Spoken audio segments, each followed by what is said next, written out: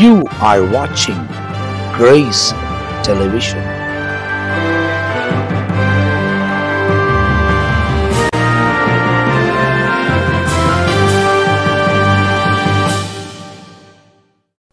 எனக்கு அன்பானவர்களே, இயேசுவின் நாமத்தில் உங்களை வாழ்த்துகிறேன். ஆண்டவர் இயேசு அற்புதமானவர். உங்களை அவர் நேசிக்கிறார், உங்கள் மேல் அக்கறை கொள்ளுகிறார். ஆண்டுடைய வார்த்தை நீங்கள் இருக்கிற இடத்துல, உங்கள் பாக்கெட்டில் இருக்கிற ஃபோனை நீங்கள் பார்த்தாலே அதிலே உங்களுக்கு இருக்கிற இடத்துல வருகிறது. உங்கள் வீடுகளுக்கு முந்தியெல்லாம் கூட்டம் இருக்குது வாங்கன்னு கூப்பிடுவோம். இப்போ நீங்கள் இருக்கிற இடத்துக்கே என் ஆண்டவர் வார்த்தையை அனுப்பி வைக்கிறார். நீங்கள் பாருங்கள், பார்க்காம இருந்துடாதீங்க. நீங்கள் கேளுங்க, நாங்கள் கேட்க மாட்டோன்னு சொல்லாதீங்க. அவர் வார்த்தையில் நடங்க, நாங்கள் நடக்க மாட்டோன்னு சொல்லாதீங்க. இது மிகவும் அவசியமான ஒன்று. 4 மாதங்களை கடந்தோம், 5 மாதங்களை கடந்தோம். இந்த 6வது மாதத்தில் ஓடிக்கொண்டிருக்கிறோம். என்ன தகுதி இருக்கிறது நமக்கு? நம்ம ஆண்டவருக்காக வாழ்ந்தோமா? வசனத்தை வாசித்தோமா? வசனத்தை கேட்டோமா? அல்லது உறுதியாய் நின்றோமா? அவருக்கு ஏற்றபடி உங்களுடைய மனம் தூய்மையாய் இருந்ததா என்று அலசி பார்த்தால் இல்லை. அவர் கிருபையினால் இன்னைக்கு நாம் இருக்கிறோம். நீங்கள் விலகி போனாலும் உங்களை கரைப்படுத்த பிசாசு உங்களை தூண்டி விடுறான். ஆத்மாவை கெடுத்துக்கொள்கிறோம். சில கொஞ்சம் நன்மையாக இருக்கும், ஆனால் பின்னாட்கள் உங்கள் ஆத்மாவை கெடுத்துரும். ஒரு மனுஷனை குறித்து உங்களுக்கு நான் சொல்ல விரும்புகிறேன். என்ன தெரியுமா? சோதனை வந்தாலும் சோதனையிலே விழாமல் உறுதியாய் நின்ற மனுஷன் உயர்த்தப்பட்டான். சோதனை வருது, சோதனையில் நாம் விழுந்துடக்கூடாது, மற்றவர்களுக்கு பலியாக போயிடக்கூடாது. உங்கள் ஆத்மாவை நீங்கள் காத்து கொள்ளணும், பரலோகத்துக்கு போய் சேரணும். சாக்கு போக்கு சொல்ல முடியாது. நான் என்ன பண்ணுறது ஆண்டவரேன்னு, நான் என்ன பண்ண முடியும்னு சொல்லக்கூடாது. கர்த்தர் நமக்கு ஞானம் கொடுக்கிறார், ஞானத்தோடு செயல்பட வேண்டும். அப்போஸ்தல நடபடிகள் 7ஆம் அதிகாரம் 10ஆம் வசனம்.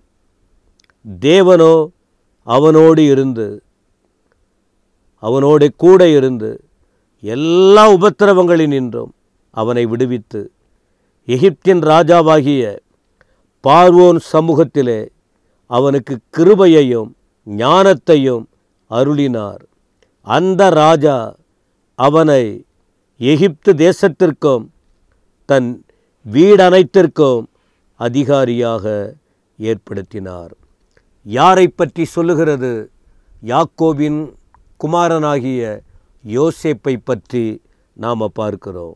யோசேப்பு, ஸ்தேவான் செய்தி கொடுக்கிறார், உபதேசம் பண்ணுகிறார். அந்த செய்தியில் வருகிற வார்த்தை தான் இது. 9ஆம் வசனம். அந்த கோத்திர பிதாக்கள் பொறாமை கொண்டு யோசேப்பை எகிப்துக்கு கொண்டு போகும்படி விற்று போட்டார்கள். யார் கோத்திர பிதா? யாக்கோபின் பிள்ளைகள். சொந்த தம்பியை விற்று போட்டாங்க யோசேப்பை. அன்பை புரிஞ்சிக்கல, அன்பில்லாமல் விற்று போயிட்டாங்க. நிறைய பண்ணாங்க அவங்க. ஆதியாகமத்தில் படிக்கிறோம், யோசேப்பை பற்றிய காரியத்தில் விற்று போட்டுட்டாங்க. என்ன நடக்குது பாருங்க. தேவன் கூட இருந்தார். இப்போ விற்று போட்ட பின்பு அவர் எகிப்தில் இருக்கார். எகிப்து தேசம் பயங்கர சோதனை வருது அவருக்கு. பாவ சூழ்நிலை வருது, பயங்கர சோதனைகள். ஆனால் சோதனையில் விழலை. தேவனுக்கு பயந்த மனுஷன், தேவனுக்காய் வாழ்ந்த மனுஷன்,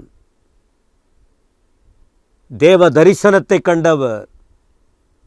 தேவன் அவரை முன்குறித்திருக்கிறார். இந்த 12 பேரில் விசேஷமாக தெரிந்து கொண்டு இருக்கிறார். யாக்கோபு குடும்பத்தில் என்ன யோசிக்கிறோம்? மனுஷங்க என்ன வேணாலும் பண்ணலாம், குடும்பத்தை விட்டு பிரிக்கலாம், சபையை விட்டு பிரிக்கலாம், உபதேசத்தை விட்டு பிரிக்கலாம், வீண் பழிய போடலாம். தப்பே செய்யலை, நாங்கள் கண்ணால் பார்த்தோன்னு கூட சொல்லலாம். இருக்கட்டும், அவங்க வாழ்க, அவங்கெல்லாம் வாழட்டும். யோசேப்புக்கு அவ்வளோ பிரச்சனைங்க வந்தது, ஆனால் அழைப்பை விட்டு விலகலை, ஆண்டவருக்காக வாழ்ந்தார். வசனம் சொல்லுது, தேவன் அவனோடு கூட இருந்தார். யார் இருக்கட்டும், இல்லாத போகட்டும், ஆண்டவர் கூட இருக்கிறாரா, அதுதான் முக்கியம். தேவன் கூட இருந்தார். எல்லா உபத்திரவத்தினின்றும் அவனை விடுவித்தார். அப்போ எவ்வளோ உபத்திரவம் பாருங்க. ஒரு பக்கத்தில் அல்ல, 4 பக்கமும் உபத்திரவம் வந்தது. ஜெயிலுக்குள்ளே போயிருக்காரு. உபத்திரவங்கள் பலவிதம், ஆனால் கர்த்தர் கூட இருந்தார். உபத்திரவம் வந்தாலும், சோதனைகள் வந்தாலும் ஆண்டவர் கூட இருந்தார். தேவன் விடுவித்தார். நான் ஏற்கனவே சொல்லிக்கிட்டு இருக்கிறேன், எல்லாவற்றிலிருந்தும் விடுதலை கொடுக்கிறவர் ஆண்டவர் இயேசு, விடுவிக்கிறவர். நீங்கள் ஏன் கட்டப்பட்ட நிலையில் இருக்கணும்? விசுவாசம் இல்லாத போயிடுச்சு, உங்களுக்கு ஜபம் இல்லாத போயிடுச்சு, பக்தி இல்லாத போயிடுச்சு, வசனத்தின் மேலே நம்பிக்கை இல்லாத போயிடுச்சு. மேலோட்டமாக கோயிலுக்கு வரீங்க, சும்மா பட்டும் படாத வரீங்க, பயபக்தி இல்லாத போயிடுச்சு, குறை சொல்ல பழகிட்டீங்க, பொய் சொல்ல பழகிட்டீங்க, மனிதர்களை விரோதிக்க பழகிட்டீங்க, கசப்பு வைராக்கியத்தை வைத்து கொள்ள ஆரம்பிச்சிட்டிங்க. விடுதலை கொடுக்கிற ஆண்டவரை சார்ந்து வாழ மனமில்லை. பொன்னுக்கும் பொருளுக்கும் உங்கள் இருதயம் சாய்ந்து கொண்டு இருக்கிறது. பேருக்கும் புகழுக்கும் உங்கள் இதயம் சாய்ந்து கொண்டு இருக்கிறது. விடுதலையை நீங்கள் பார்க்க முடியாது. நாங்கள் எவ்வளோ பண்ணுறோம் உமக்காக, ஏன் இப்படி? நாங்கள் உமக்காக, அவருக்கு தான் பண்ணுறீங்க. அவர் சொல்கிறாரா? உங்கள் புகழுக்காக ஓடுறீங்க, உங்கள் மேன்மைக்காக ஓடுறீங்க. ஆண்டவர் சொல்லாததை செய்யாதீங்க. ஆண்டவர் செய்ய சொல்லுவதை செய்யாமல் இருக்காதீங்க. தெளிவாக கர்த்தரிடத்தில் கேளுங்க, தெளிவாக ஒழுங்கு முறைக்கு கீழ்ப்படிங்க, கட்டுப்பாட்டோடு வாழுங்க, கருத்தோடு செயல்படுங்க, தேவ வழியில் நில்லுங்க. யோசேப்பு அப்படி இருந்தார். அப்படி இருந்ததனால எகிப்து ராஜாவாகிய பார்வோன் சமூகத்தில் அவனுக்கு கிருபை கிடைத்தது. சோதனை வந்தது, ஜெயிலில் தள்ளுறதுக்கு காரணமாக இருந்தவன் புரிந்து கொண்டான், யோசேப்பு தப்பு செய்யலை. யோசேப்பு ஒரு தேவ மனுஷன், அவன் தப்பு செய்யலை. நேரம் வரும்போது ஆண்டவர் அழகாக வழி நடத்தினார், ஞானத்தை அருளினார். அந்த ராஜா அவனை எகிப்து தேசத்துக்கும் தன் வீட்டுக்கும் அதிகாரியாக ஏற்படுத்தினார். உயர்வு வேண்டுமா? நீங்கள் தேடினா கிடைக்காது. நீங்களே முந்தி அடிச்சுக்கிட்டு ஓடினா கிடைக்காது. உங்கள் உள்ளம் சரியாக இருக்கணும், உங்கள் வாழ்க்கை சரியாக இருக்கணும், உங்கள் எண்ணம் சரியாக இருக்கணும். யாருக்கும் தீங்கு செய்யாதீங்க, ஜாக்கிரதையாக இருங்க. தெரியாத நிறையா தப்பு பண்ணியிருக்கலாம். அண்ணனுங்க தப்பு பண்ணிட்டாங்க, யோசேப்பின் அண்ணனுங்க. கடைசியில் அங்கே தான் வந்து விழ வச்சார். இன்றைக்கி நீங்கள் தப்பு பண்ணிக்கிட்டு இருக்காதீங்க. நீங்கள் யாரை விரோதிக்கிறீங்க அவங்க காலில் தான் வந்து விழணும். இதை கவனத்தில் வைத்து கொள்ளுங்க.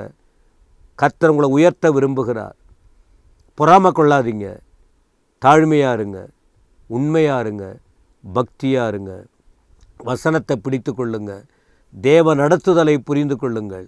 கர்த்தர் உங்களோடு இருப்பார், விடுதலை கொடுப்பார், உயர்வை தருவார், எல்லா கண்களில் தயவு கிடைக்க பண்ணுவார். ஆண்டவர் கையில் எடுத்துட்டா எத்தனை பேர் எழும்பினாலும் முடியாது. எனவே இந்த சத்தியத்தை புரிந்து கொள்ளுங்க. ஆண்டவர் வரப்போகிறார். நம்ம என்ன பண்ணுறோன்னு இல்லை, யாருக்காக பண்ணுறோம், அவர் சொல்லி செய்கிறோமா, உங்கள் சுயத்துக்காக போகிறீங்களா? புரிந்து வாழுங்க. யோசேப்பு கர்த்தருடைய அழைப்பிலே நின்றார், அதிபதியாய் மாறினார். உங்களுக்கு அதை செய்வார். என் தேவனே உமக்கு ஸ்தோத்திரம். இந்த வார்த்தைகளுக்காக ஸ்தோத்திரம். இடைபடும், கிரிய செய்யும். மற்றவங்க உயர்வை கண்டு யாரும் பொறாமை கொள்ளாமல் யோசேப்பு போல வாழ கிருபைதார்.